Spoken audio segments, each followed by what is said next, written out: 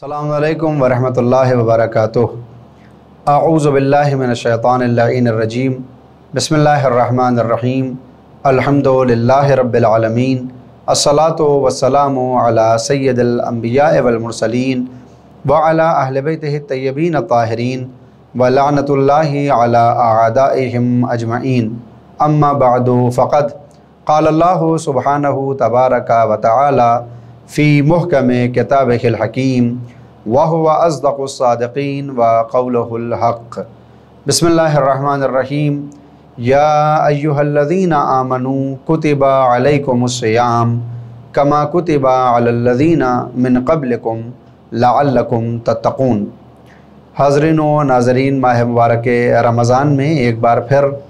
नफ्स के हालात को लेकर आपकी खिदमत में हाज़िर हूँ। परवरदिगार ने जो वजूद हमें अता किया है उसमें एक हमारे पास जिस्म मादी है और एक रूह इलाही के जिस्म और रूह के इल्तिक़ात से हमारी रूह को एक नया नाम मिलता है जिसको नफ्स कहते हैं। और ये नफ्स अपने आमाल और अफ़आल की बुनियाद पर या बंदे को कमाल यानी कामयाबी की तरफ लेकर जाता है और या फिर अपने कारनामों के ज़रिए से इंसान को ज़वाल यानी बर्बादी की तरफ लेकर चला जाता है। लिहाजा इंसान की ये ज़िम्मेदारी है कि वो मुसलसल अपने नफ्स पर निगाह डालता रहे कि ये वही नफ्स है कि जिसको अगर खुला छोड़ दिया जाए तो फिर ये इंसान के लिए एक दरिंदा और वहशी जानवर बन जाता है। रवायात में आया कि तुम्हारे लिए इस कायनात में दो दुश्मन हैं जो बड़े दुश्मन कहलाते हैं। एक वो शैतान और इब्लीस है कि जिसके लिए बार बार कुरान में अदुव्वुम मुबीन का लफ्ज़ इस्तेमाल हुआ कि वो तुम्हारा खुला हुआ दुश्मन है। और दूसरा दुश्मन ख़ुद हमारा वो नफ्स है जो हमें बुराइयों की दावत देता है कि बंदा अगर शैतान को दूर करने के लिए ला हौला वला कुव्वता इल्ला बिल्लाह पढ़ ले तो शायद वो बाहरी शैतान और इब्लीस तो हमसे दूर हो जाए। लेकिन ये नफ्स के जो इंसान को बुराइयों की तरफ लेकर जाता है ये बज़ाहिर किसी दुआ या किसी वजीफ़े से दुरुस्त होने वाला नहीं है, मगर ये कि इसकी तरबियत की जाए और इसको सुधारा जाए। नफ्स को बेहतर बनाने के लिए परवरदिगार ने 1,24,000 अंबिया का इंतज़ाम किया कि वह दुनिया में आते हैं और ये बताते हैं कि तुमको आखिर इस कायनात में क्यों भेजा गया।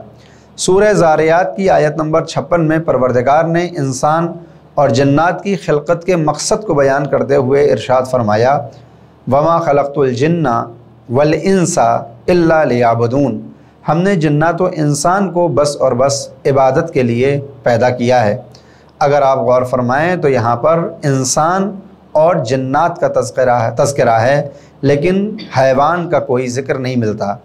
यानी हैवानात को अल्लाह ने इबादत के लिए पैदा नहीं किया बल्कि वो ज़रिया हैं कि वो अपनी ज़िंदगी गुजारें और इंसान के काम आ जाएं। कभी उनके दूध के ज़रिए से इंसान अपने मशरूब को आमादा करे और कभी उनके गोश्त के ज़रिए से अपनी भूख को मिटा सके। कायनात में जो हैवानात पैदा किए गए इन सब के ऊपर इख्तियार दिया इंसान को, बल्कि न सिर्फ ये कि हैवान, पूरी कायनात ही इंसान के इख्तियार में देकर परवरदिगार ने ये कहा, खलक़ लकुम मा फिल अर्ज़ जमिया। मैंने ज़मीन पर जो भी खल्क़ किया है वह तुम्हारे लिए खल्क़ किया और तुमको खल्क़ किया है अपनी इबादत और इताअत के लिए। लिहाजा अगर बंदा कायनात की तमाम नेमतों को तो इस्तेमाल करे मगर ख़ुद इबादत के दरवाज़े पर ना आए और अल्लाह से बगावत करने लगे तो फिर ऐसा ही वो इंसान है कि जो रोज़ क़यामत जहन्नम का ईंधन बनने वाला है, कि जिसका इशारा मिलता है, या अय्युहल्लज़ीना आमनू क़ू अनफुसकुम व अहलीकुम नारा वक़ूदुहन्नासु वल हिजारा। ईमान वालो, अपने आप को जहन्नम की आग से बचाओ कि इस जहन्नम का ईंधन इंसान और पत्थर बनने वाले हैं। लिहाजा इंसान अगर इस जहन्नम से बचना चाहता है और इसका ईंधन नहीं बनना चाहता तो फिर इस दुनिया के अंदर उसको कुछ ऐसे अक़दाम करने होंगे, कुछ ऐसे कदम उठाने पड़ेंगे, कुछ ऐसी बातें करनी पड़ेंगी जो उसकी इंसानियत को महफूज करते हुए उसे अल्लाह से नज़दीक कर दे। और अगर बंदा अपने नफ्स का असीर हो जाए और अपनी ज़िम्मेदारी को न पहचाने यानी अल्लाह की इबादत और इताअत के रास्ते को तर्क कर दे तो फिर यही वो इंसान है जो हैवान से बदतर नज़र आता है अपने नफ्स के ग़ुलाम होने की बुनियाद पर। لہٰذا جس وقت حضرت معاذ ابن جبل نے پیغمبر اسلام سے اس آیت کے بارے میں سوال کیا کہ قرآن کریم کہتا ہے یوم ينفخ فی الصور فتاتون افواجا، اس آیت کی وضاحت فرمائیں۔ پیغمبر اسلام نے جب یہ سنا تو آپ نے فرمایا کہ تم نے ایک بہت اہم موضوع کے بارے میں سوال کر دیا ہے، اور آپ جب جواب دینے کے لیے آمادہ ہوئے تو آپ کی آنکھوں سے آنسو جاری ہو چکے تھے۔ اور پھر پیغمبر اسلام نے ارشاد فرمایا کہ میری امت کے 10 دستے مختلف صورتوں میں محشور ہوں گے،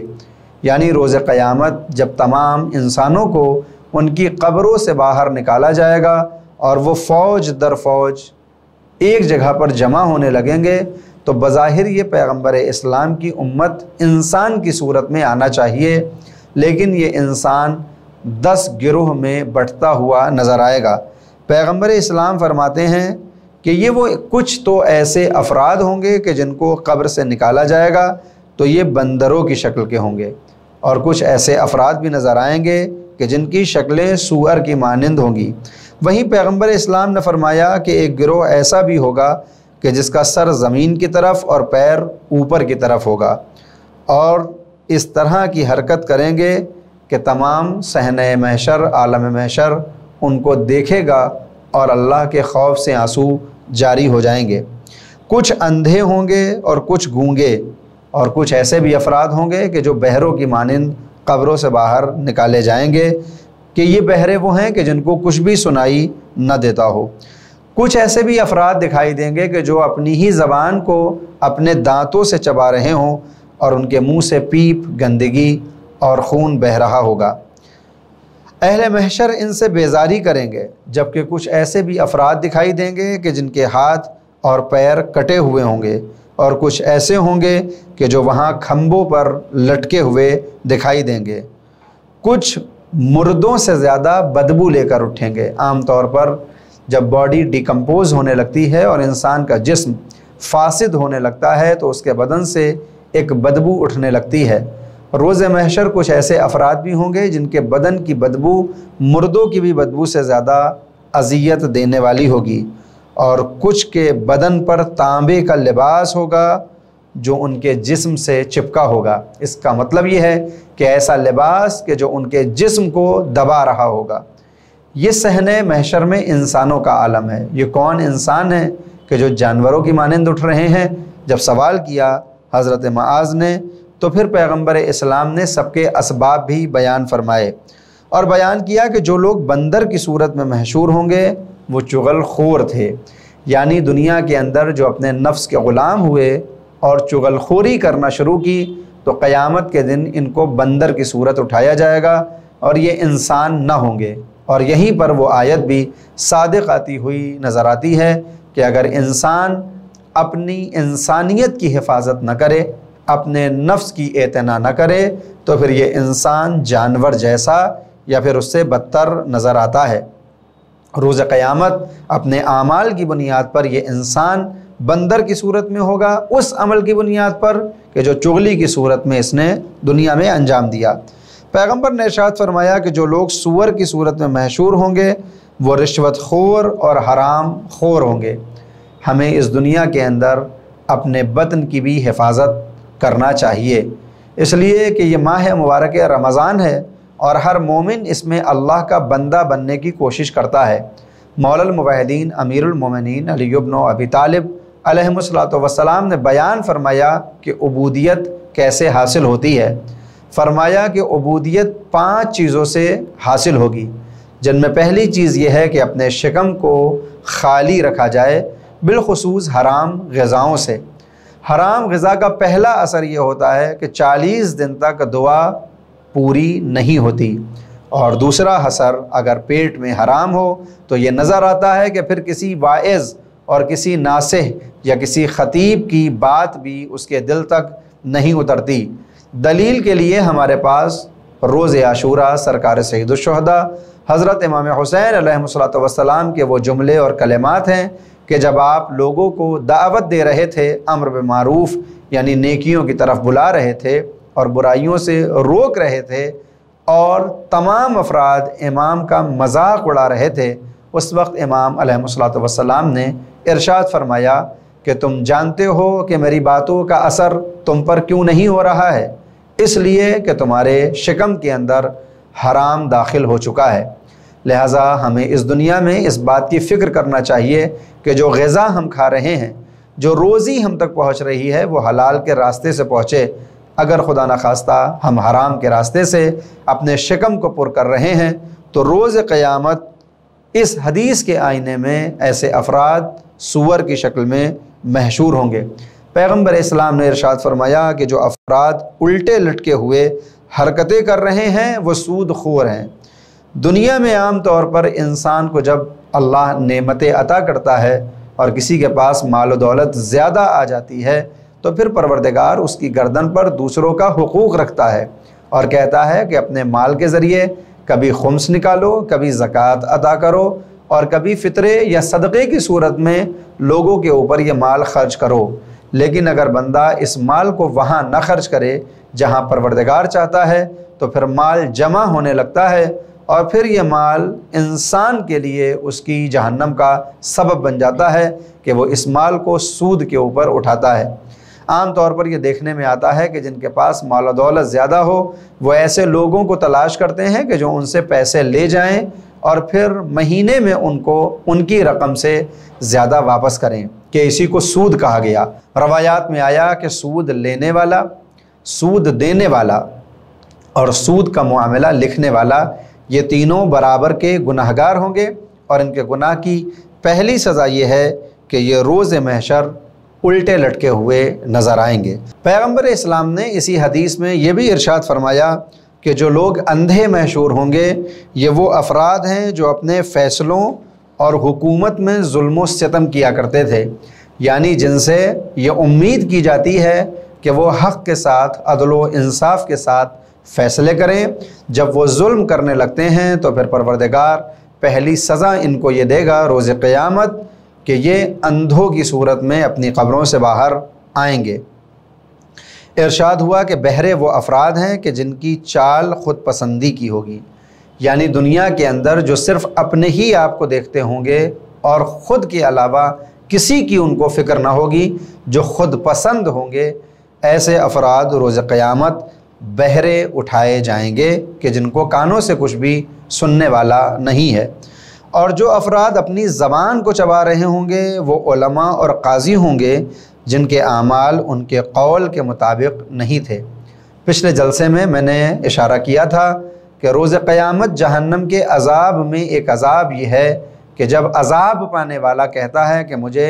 इस शख्स से दूर कर दिया जाए जिसकी बदबू से मैं आजिज़ आ चुका हूँ, और ये वही शख्स है कि जो अपने इल्म पर अमल न करे। लिहाजा इस हदीस के मुताबिक ऐसे आलिम कि जो अपने इल्म पर अमल न करें, या ऐसे काजी कि जिनके आमाल उनके इल्म के मुताबिक न हो, तो फिर ऐसे अफराद रोज़ क़यामत अपनी ज़बान को चबाते हुए नज़र आएंगे। वो लोग कि जिनके हाथ और पैर कटे होंगे वो अपने पड़ोसियों को अज़ियत देने वाले हैं, यानी दुनिया में जो अफराद अपने पड़ोसियों का ख्याल नहीं करते बल्कि उनको अज़ियत पहुँचाते हैं, रोज़ क़यामत इनके हाथों और पैरों को काट दिया जाएगा।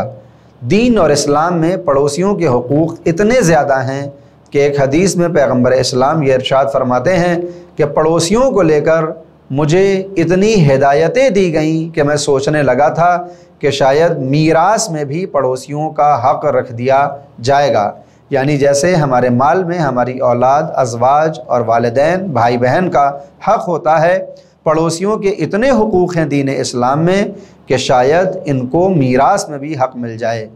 और जब कोई ऐसे पड़ोसियों को अज़ियत देता है, परेशान करता है, तो रोज़ क़यामत पहली सज़ा ये होती है कि उनके हाथ और पैर कटे हुए होंगे जब वो मैदान महशर में तलब किए जाएंगे।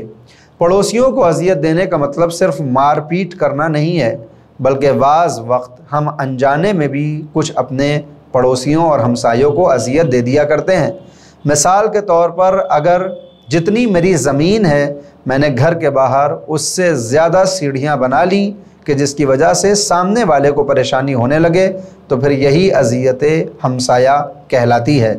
میرا گھر بن رہا ہو کہ جس کی وجہ سے میں نے سیمنٹ اور مورنگ کو اپنے دروازے پر ڈال دیا ہو، لیکن یہ صرف میرے دروازے پر تو نہیں بلکہ میرے سامنے والے کے دروازے کو بھی روک رہی ہے، تو بس یہ بھی اذیت کا سبب بن جائے گی اور پھر روز قیامت ہمیں اس کا جواب دینا ہوگا۔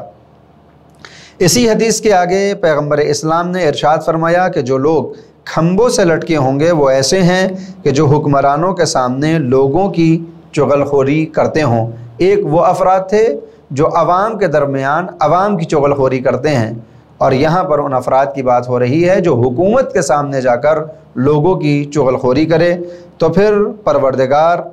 ایسے لوگوں کو مردہ لوگوں سے زیادہ بدبو دینے والا ہے۔